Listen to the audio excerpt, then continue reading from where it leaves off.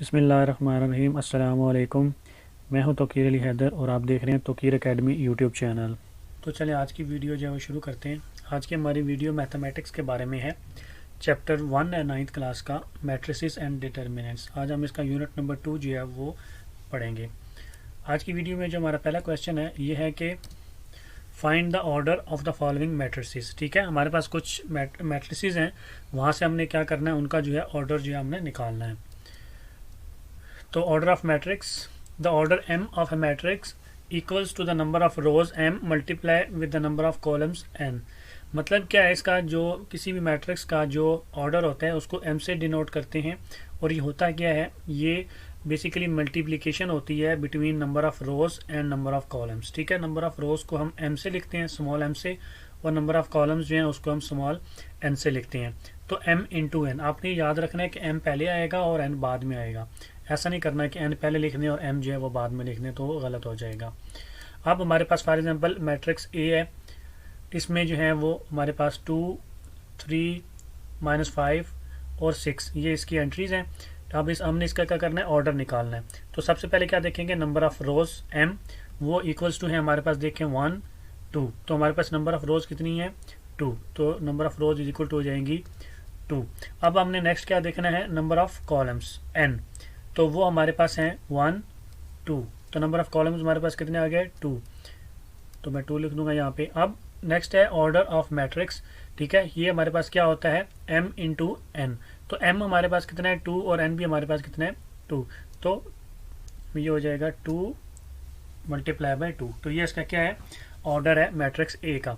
एक और एग्जांपल जो है वो देखते हैं, इसमें है C। फॉर एग्जांपल हमारे पास एक मैट्रिक्स है, इसकी एंट्रीज हैं 2, 4। ठीक है, अब इसमें नंबर ऑफ रोज देखें वो कितनी है हमारे पास, 1, ओनली 1। इसमें जो रो है सिर्फ एक ही है इसके अंदर, तो मैं लिख दूंगा 1। अब नंबर ऑफ कॉलम्स इसके अंदर देखेंगे हम लोग, वो कितनी है, 1, 2। तो नंबर ऑफ कॉलम्स हमारे पास कितनी है, 2। ठीक है, तो इसका जो है ऑर्डर ऑफ मैट्रिक्स वो मैं लिखूंगा, वो इक्वल्स टू होगा हमारे पास m इंटू n। m हमारे पास 1 है और n हमारे पास 2 है, तो इसका हो जाएगा 1 इंटू 2। क्लियर हो गया। तो इस तरीके से जो है हम किसी भी मैट्रिक्स का जो है वो ऑर्डर जो है वो निकाल सकते हैं।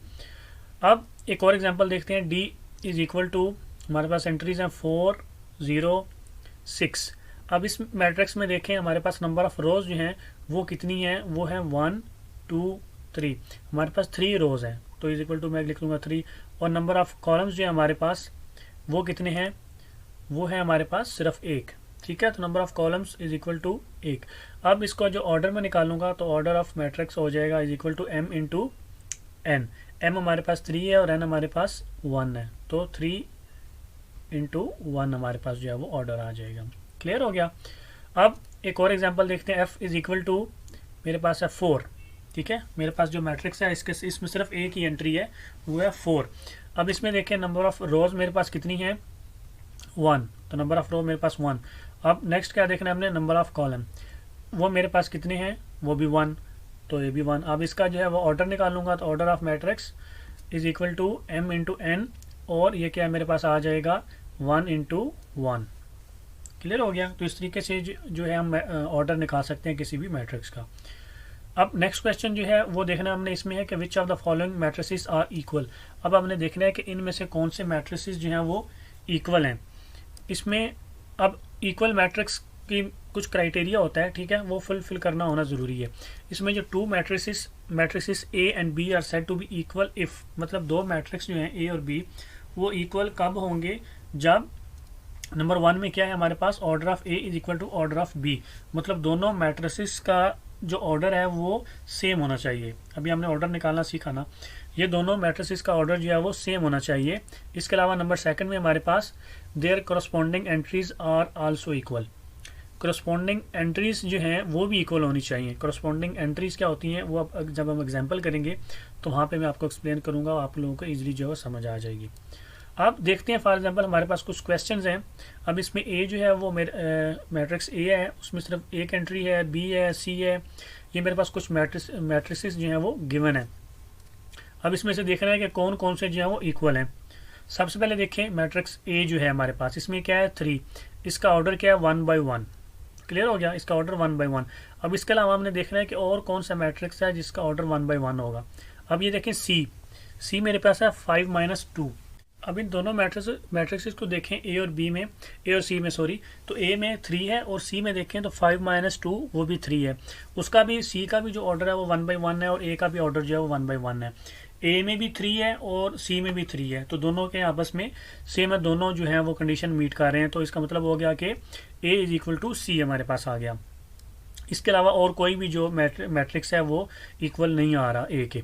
अब देखें दूसरा देखते हैं बी में 3 और 5 है, तो इसका जो है वो ऑर्डर देखें कितना है। इसमें एक रो है और 2 कॉलम है, तो 1 इंटू 2 इसका जो है वो ऑर्डर है। इसके अलावा और किसका ऑर्डर 1 इंटू 2 होगा। इसके अलावा ये देखें आई जो है हमारे पास 3 और 3 प्लस 2, 3 प्लस 2 का मतलब क्या है 5, सो 3 और 5 इसका भी जो है ऑर्डर 1 मल्टीप्लाई 2 है। और इसकी जो करस्पॉन्डिंग एंट्रीज है, करस्पॉन्डिंग एंट्रीज का मतलब होता है कि ये पहला जो है 1 बाई 1 या A11 इसका A11 के इक्वल होना चाहिए। इसमें जो 5 है इसका भी 5 होना चाहिए, ठीक है, A12 जो है। तो ये करस्पॉन्डिंग एंट्रीज होती हैं, आमने सामने वाली जो एंट्रीज होती हैं। क्लियर हो गया, तो इसका मतलब है कि B इज इक्वल टू क्या है हमारे पास I। अब C तो ऑलरेडी हो गया, अब आपने देखना है जी में देखें हमारे पास 3 माइनस 1 और 3 प्लस 3 है। 3 माइनस 1 करेंगे तो मेरे पास आता है 2 और 3 प्लस 3 करेंगे तो मेरे पास आता है 6। तो इसका मतलब हो गया 2 और 6, ये इसका जो है 2 और 6 इसमें जो है इसका ऑर्डर देखें तो कितना होएगा मेरे पास। इसमें 2 रोज है और जो है एक कॉलम है इसमें, तो इसका मतलब है 2 इंटू 1। इसके अलावा अगर मैं एफ को देखूँ तो 2 और 6, ठीक है, इसका ऑर्डर भी जो है वो क्या है 2 इंटू 1 और एंट्रीज भी जो है वो इक्वल हैं जी के। तो इसका मतलब हो गया कि मेरे पास जो एफ है वो इज इक्वल टू जी है। इसके बाद देखें हमारे पास ई जो है 4062, इसका ऑर्डर देखें 2 बाई 2 है। अब इसके साथ अगर मैं एच को देखूं तो इसका ऑर्डर भी 2 बाई 2 है। क्लियर हो गया। अब इनकी करस्पॉन्डिंग एंट्री देखें तो यहाँ पे 4 है, इसका भी 4 है, इधर 6 है तो इसका भी 6 है, इधर 0 है तो इसका भी 0 है, इधर 2 है तो इसका भी 2 है। इसकी सारी करस्पॉन्डिंग एंट्रीज जो हैं वो भी क्या कर रही हैं, इक्वल हैं। तो इसका मतलब हो गया कि ई जो है वो इज इक्वल टू क्या हो गया एच। अब जे देखें, जे में देखें 2 प्लस 2 4, 2 प्लस 4 6, 2 माइनस 2 0, 2 प्लस 0 2, इसका भी जो है ऑर्डर 2 बाई 2 है और इसकी करस्पॉन्डिंग एंट्रीज भी जो है इनके साथ जो है वो मैच कर रही हैं। 2 प्लस 2 4, इन दोनों का भी 4 4, 4 प्लस 2 6, इन दोनों का भी 6, 2 माइनस 2 0, इन दोनों का भी 0, 2 प्लस 0 2, इन दोनों का भी 2। तो इसका मतलब है कि मेरे पास E is equal to H is equal to J, ठीक है, ये तीनों के आपस में इक्वल जो है वो आ रहे हैं। इसके अलावा जो है कोई भी मैट्रिक्स जो है वो मुझे इक्वल नज़र नहीं आ रहा, मतलब जो मेरे पास पीछे क्या रह जाता है डी रह जाता है, 5 और 3 ये किसी के साथ भी जो है वो मैं जो है मैच नहीं करता, इक्वल नहीं आता, ठीक है। तो सिर्फ डी हमारे पास जो है वो बाकी रह जाता है जो किसी के साथ इक्वल नहीं आता। अब नेक्स्ट क्वेश्चन देखें, इसमें है find the value of a b c and d if below mention two matrix are equal. अब वो कह रहे हैं कि अब वो दो मैट्रिक्स आपको दे रहे हैं और वो कह रहे हैं कि वो इक्वल हैं, यहाँ से वैल्यू जो है वो ए बी सी और डी कांस्टेंट है, उनकी वैल्यू फाइंड करनी है हमने। तो देख लेते हैं। अब ये हमारे पास एक मैट्रिक्स है ए प्लस सी, ए प्लस 2b, सी माइनस 1, 4d माइनस 6, इसको इज इक्वल है किसके 0 माइनस 7 3 2d, ठीक है। आप सबसे पहले देखें कि इन दोनों मैट्रिक्स का जो है वो एक तो ऑर्डर सेम है, दूसरा अगर वो दोनों इक्वल हैं तो इसका क्या मतलब होगा कि a plus C is equal to क्या होगा 0, a plus 2b is equal to होगा minus 7, c minus 1 is equal to 3, 4d minus 6 is equal to 2d हमारे पास होगा। तो ये मैं इक्वेशन ऐसे बना लूंगा। अब कंडीशन नंबर 2 जो है when two matrices are said to be equal then their corresponding entries are also equal, ये मैंने आपको अभी जो बताया थोड़ी देर पहले। तो अब a प्लस सी जो है वो इज इक्वल टू किसके होगा 0 के, तो a plus C is equal to मैं क्या लिखूंगा 0। क्लियर।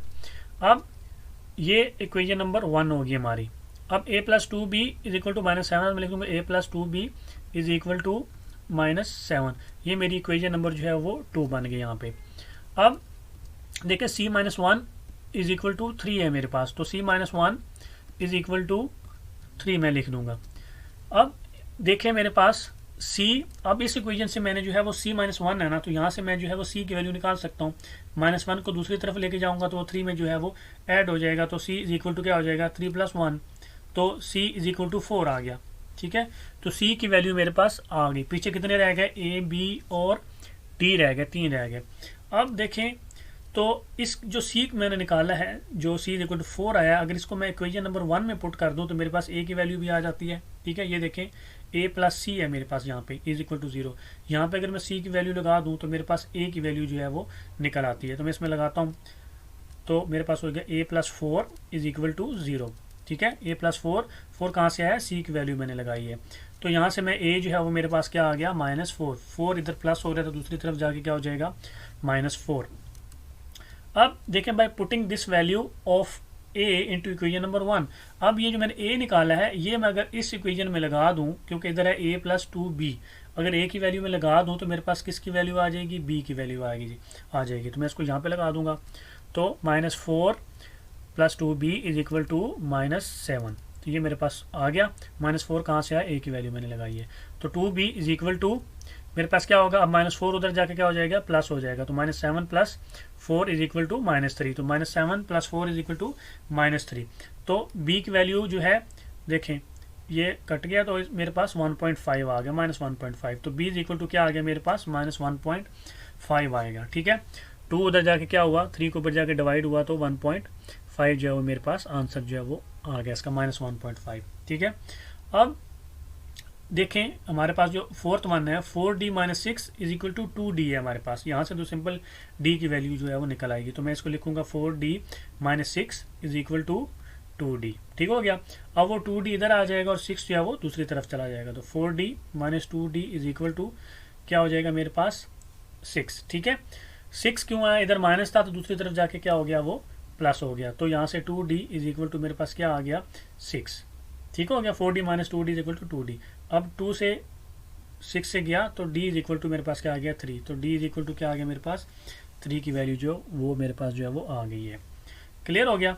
तो इस तरीके से जो हमने ये अब चारों जो है वो वैल्यूज जो है वो निकाल ली हैं। तो आई होप कि आप लोगों को मेरी जो है आज की वीडियो पसंद आई होगी। अगर आप लोगों को मेरी आज की वीडियो पसंद आई तो काइंडली मेरे चैनल को सब्सक्राइब कर दें, लाइक कर दें। अपना बहुत सारा ख्याल रखें, दुआ में याद रखें। अल्लाह हाफिज़।